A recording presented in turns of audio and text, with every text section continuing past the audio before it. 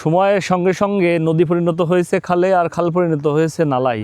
এই সামনে যে খালটি দেখতে পাচ্ছেন এটা আমরা বড় খাল নামে পরিচিত ছিল।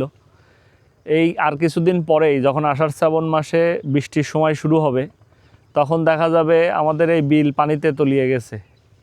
এই বিল থেকে পানি নামার একমাত্র উপায় হচ্ছে এই খাল, একমাত্র ভরসা হচ্ছে এই যে খালটি, এই খালটির মাধ্যমে নদীতে পানিগুলো প্রবাহিত হবে। কিন্তু আপনারা দেখতে পাচ্ছেন খুব কাছের থেকে আমরা যদি দেখানোর চেষ্টা করি, এখানে এই যে কচুরিপানা দিয়ে পুরো খালটা ভরে গেছে। যদিও বেশ কিছুদিন আগে বা বেশ কয়েক বছর আগে খালটি খনন করা হয়, কিন্তু এখন সেই কচুরিপানা এটা ভরপুর এবং এর গভীরতা খুবই সামান্য।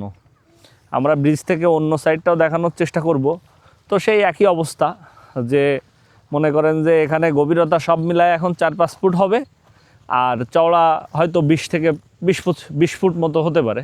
কিন্তু এটার এক সময় চওড়া ছিল হয়তো 30 থেকে 40 ফিট, গভীরতা ছিল প্রায় 20 ফিট। তো তখন দেখা যাচ্ছে পানির সমস্যা হতো না, পানির নিষ্কাশন ব্যবস্থা ভালো ছিল, আমাদের এই বিল তখন তলাতো না। এখন আষাঢ় শ্রাবণ মাসে দেখা যায় যে অনেক পানি সরানোর কোনো ব্যবস্থা থাকে না। তো এই জলবদ্ধতা দিন দিন বাড়তেছে।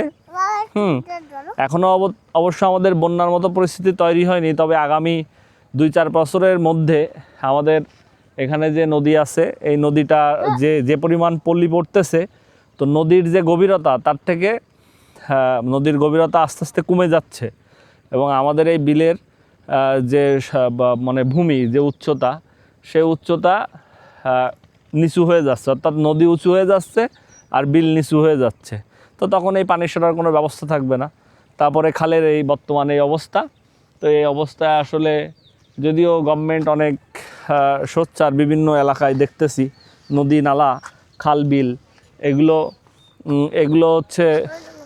এগুলো মোটামুটি সবাই করতেছে, সবাই মনে করেন যে খনন করতেছে। তারপরেও আমাদের এই খালের অবস্থা এরকম, যে অবস্থা দেখতেছি তাতে হয়তো 2-5 বছরের ভিতরে আমাদের এই বিল বন্যায় তলিয়ে যাবে। তো এটা কর্তৃপক্ষ আশা করি ব্যবস্থা গ্রহণ করবে। তো সবাই ভালো থাকবেন, সুস্থ রাখবেন। আপনার এলাকায় খাল বিল নদী নালার কী অবস্থা সেটাও আপনারা চাইলে জানাতে পারেন। ধন্যবাদ সবাইকে।